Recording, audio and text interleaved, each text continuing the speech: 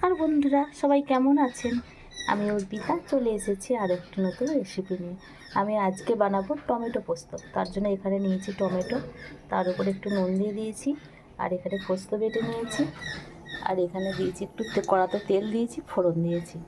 তো এর মধ্যে আমি প্রথমে টমেটোটা দিয়ে একটু ভালো করে কষে নেব। দেখি টমেটোটা ভাজা হলো কিনা। হয়ে গেছে ভাজা।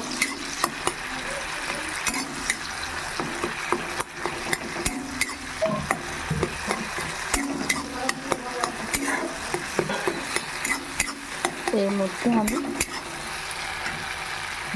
পোস্তটা যতটা লাগবে দেবো, দেখে দিয়ে করে নিয়ে যাবো।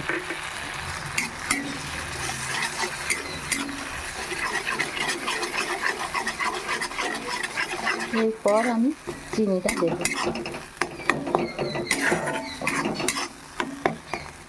খেতে খুব সুন্দর হয় টমেটো পোস্ত। আপনারা বাড়িতে বানিয়ে দেখুন, খুব ভালো হয়। আমি এবার এর মধ্যে চিনি দিচ্ছি।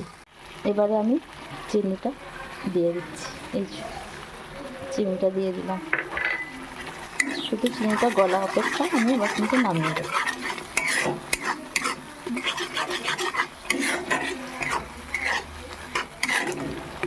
এবার আমি পরিবেশন করে দেখাচ্ছি।